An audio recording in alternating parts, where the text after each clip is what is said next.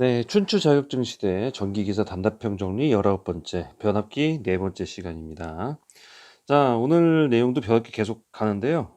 변압기 굉장히 중요하죠. 그래서 변압기 잘 알고 계셔야 되고, 잘 머릿속에 이렇게 쭉 쌓아 놓으시기 바랍니다. 자, 첫 번째 문제부터 갈게요. 변압기의 호흡작용이 아휴, 또, 예, 변압기의 호흡작용을 물어봤어요. 변압기의 호흡작용. 호흡하면은 뭔가 숨 쉬는 것처럼 들어갔다 나갔다는 그 공기가 그렇게 되는 게 호흡이죠. 똑같아요. 변압기의 내부에 있는 그 절연유가 여러 가지 이제 뭐 절연을 이렇게 막다 보니까 수축 팽창하게 되거든요.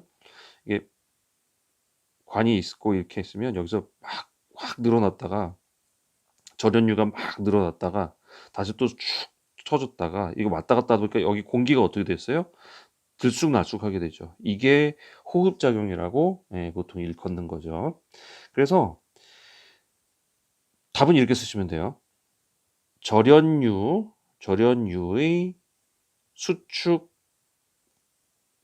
팽창으로 인한 공기가 내외부로 출입하는 것. 그렇게 쓰시면 돼요. 네. 자, 그다음 문제 봅니다. 자, 그다음 문제가 이거네요. 호흡작용으로 생기는 문제점. 딱 느낌 오죠? 외부 공기가 자꾸 들락날락거린다는 건 뭐가 발생될까요?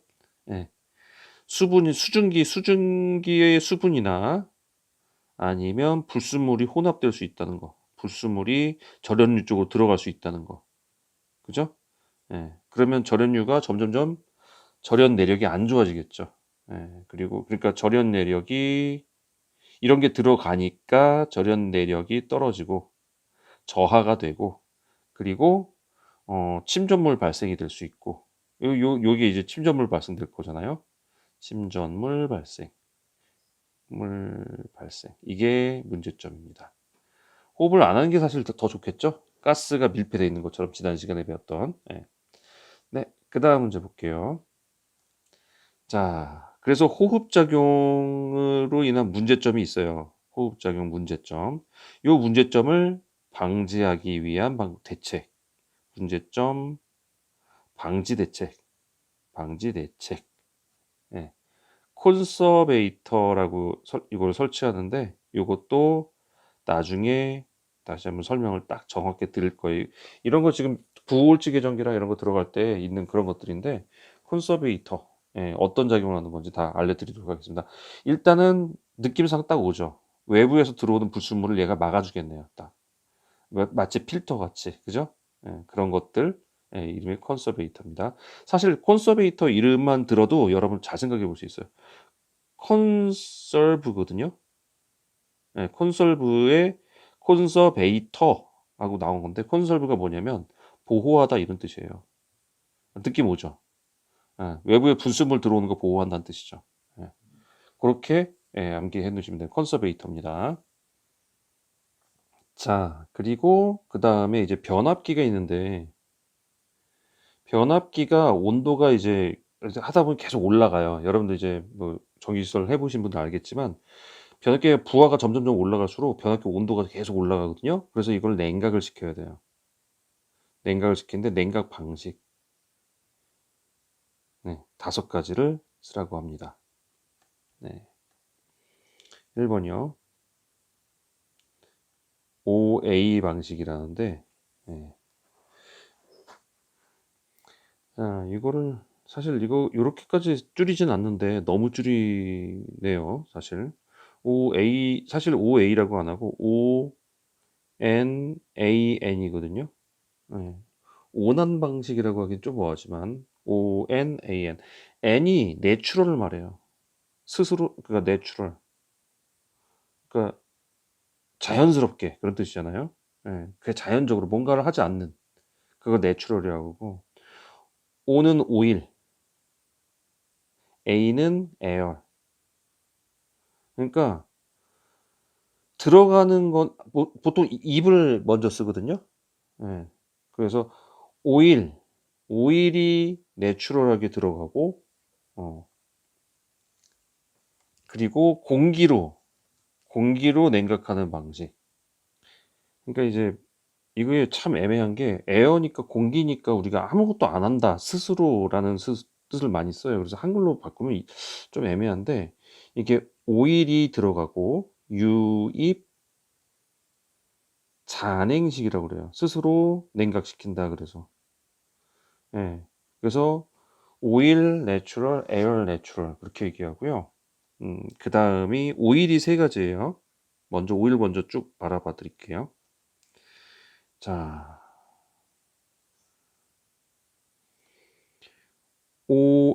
ONFN이라고 하는데 이 F는요. 팬이에요, 팬. 우리 선풍기 날개 그 팬이거든요. 그래서 기름을 넣지만 예, 팬으로 돌려 가지고 냉각시키는 거예요. 그래서 이거를 우리 바람 풍자 써서 풍냉식이라고 불러요. 유입 풍냉식. 예. 힘들죠. 해석이 더 힘든 것 같아요, 이거. 네. 그리고 이제 또 하나가 있는데 오일 들어간 거 또 하나가 있는데 ON까지 똑같겠죠, 그러면? 예, 그다음에 WF가 들어가요. WF. 그게 뭐냐면 오일 내추럴까지는 똑같은데 물 워터거든요. W니까 워터. 근데 워터에 F가 들어갔죠. 이건 팬이 아니라 워터를 강제적으로 우리가 넣는다 해서 forced라고 해요. forced. 힘으로 집어넣는다. 그래서 자, 유입 순행식이라고 합니다. 잠깐만요. 근데 지금 제가 저도 모르게 계속 이걸 다 설명하고 있네요. 아, 시간이 없는데. 자, 일단 빨리 갈게요. 네, 그러면 이제 그다음 거. 음, 자, 오일이 세 가지가 들어갔어요. 그죠? 그 다음에는 네, 여기가 오일이 세 가지가 아니네요. 생각해보니까 오일이 다 들어가는데 오일이 내추럴이냐 폴스드냐네요. 예. 자, 네 번째 다섯 번째가 오일 내추럴이 아니라 이제 오일 폴스드예요. 그래서 OF로 가겠죠. 그러니까 오일을 강제적으로 집어넣는 거죠. 이거는. 예, 그리고 여기는 AF. AF래요. 그러면 에어인데 이상하네요. FF라고 안 쓰네요. 또 이건. 예, 자, 에어 폴스드니까 이걸 팬처럼 공기를 빼낸다는 건데 이것도 바람이 작용하니까 그래서 자, 유입은요 가만히 있으면 들어오는 걸 유입이라고 그러고 일부러 집어넣는 거 폴스드로 집어넣는 걸 송유라고 합니다. 보내는 거죠. 일부러 기름을 막 보내는 거죠. 그래서 송유인데 에어로 들어가 있으니까 풍냉식이요. 송유 풍냉식. 그리고 OF 똑같이 저긴데 여기가 WF. 여기 마지막 요거예요. 그래서 송유 순행식입니다. 그래서 이거 외울 때 뭐 사람마다 저긴데 이렇게 외우시더라고요. 유자풍수, 송풍수 이렇게 외우시더라고요. 네, 뭐 편하게 외우시고 방법은. 자, 설명은 제가 어쩌다 보니까 지금 설명을 드려버렸는데 예, 그걸로 변압기 냉각 방식이 이렇게 있어요. 5가지입니다. 요거 은근 나와요. 쏠쏠이 나오더라고요. 보니까 문제로 꼭 알아두시고요. 자, 그러면 이제 그 다음에 나오네요. 유입 풍냉식은 어떤 냉각 방식이냐? 네. 자, 그럼 이제 생각해 보면 되죠. 오일이 들어갔대요. 그리고 오일이 ON이네요. 스스로 그냥 들어간 거네요. 내가 일부러 넣은 게 아니라. 예, 그리고 풍냉식이래요. 팬이 돌아가네요. 그죠?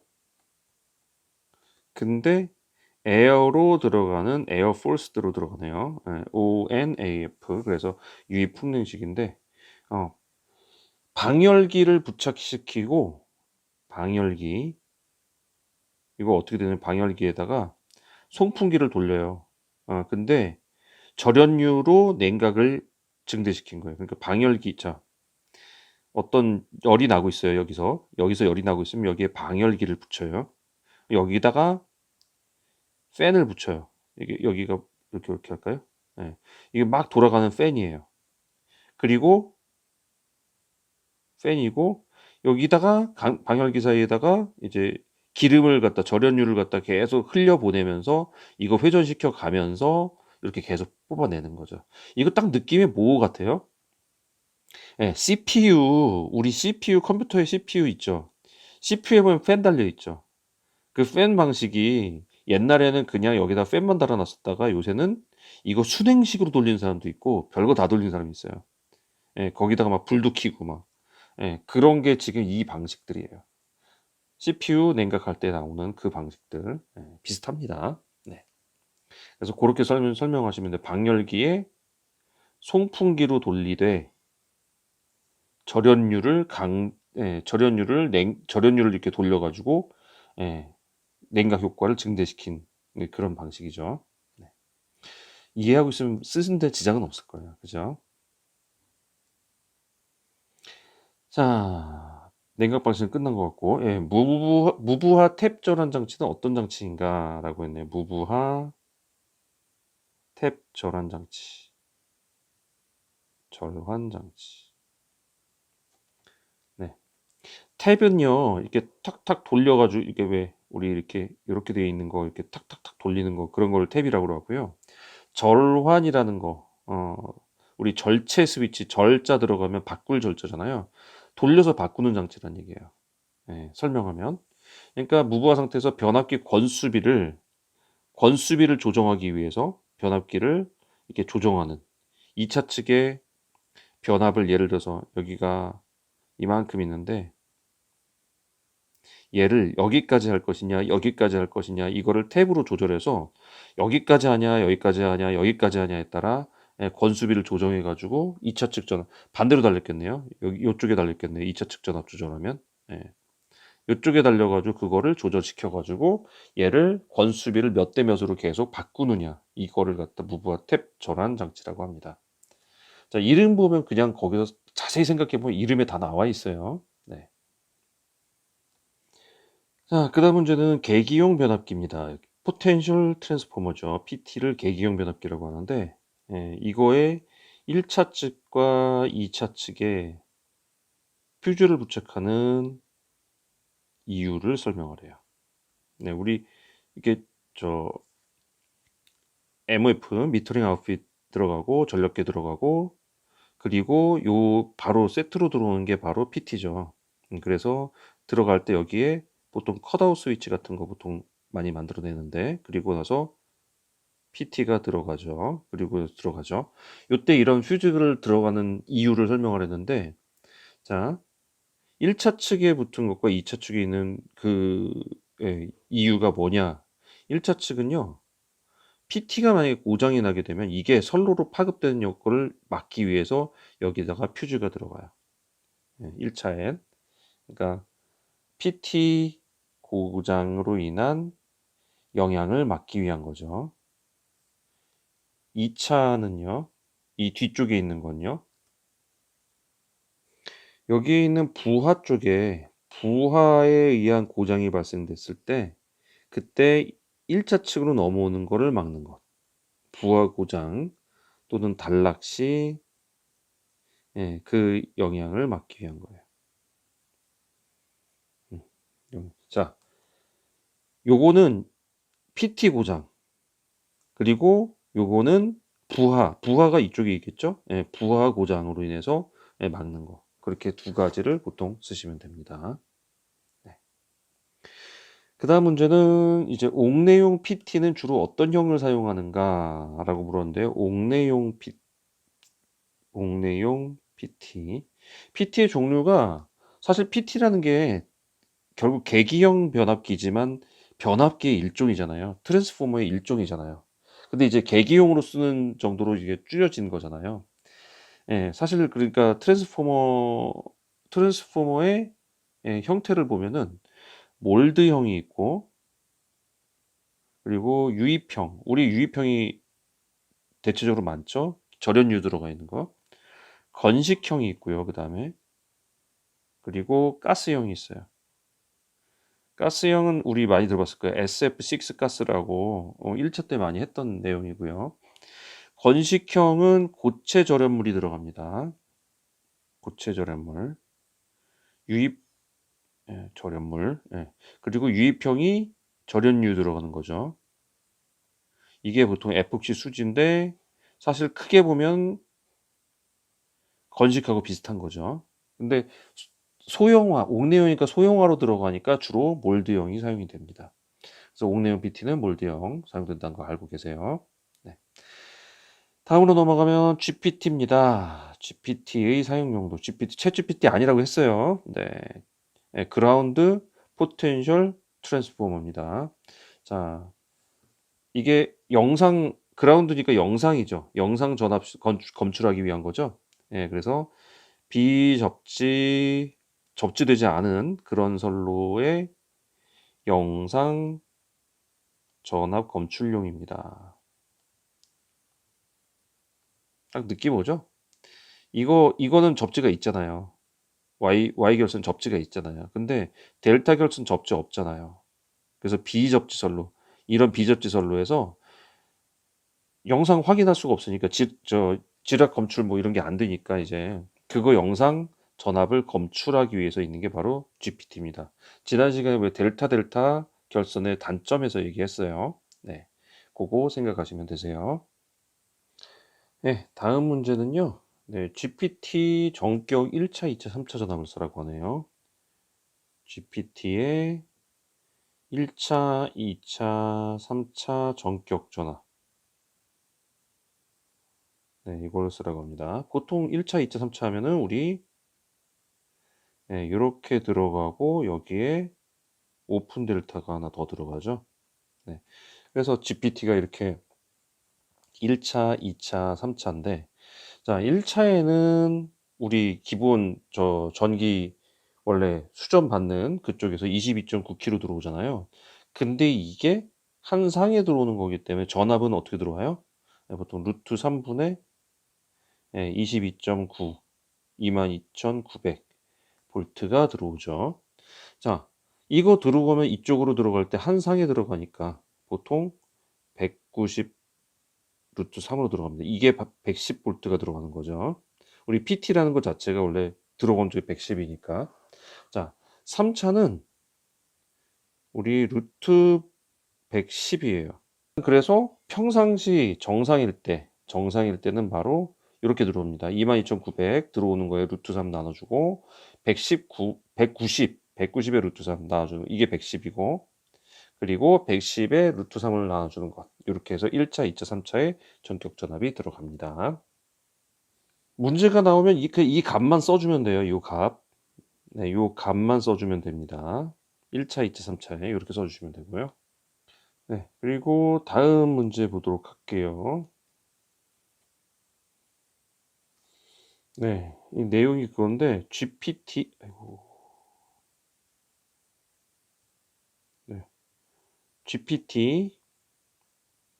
3차 건선 중에 그러니까 지금 아까 그거죠?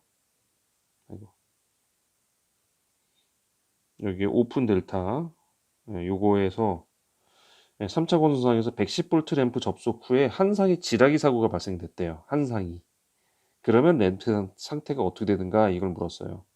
한 상이 지락이 발생되면 지락된 램프는 꺼져요. 그리고 나머지 건전상이 110V가 들어오니까 65. 얼마 들어오다가 110이 들어오니까 환하게 켜지겠죠?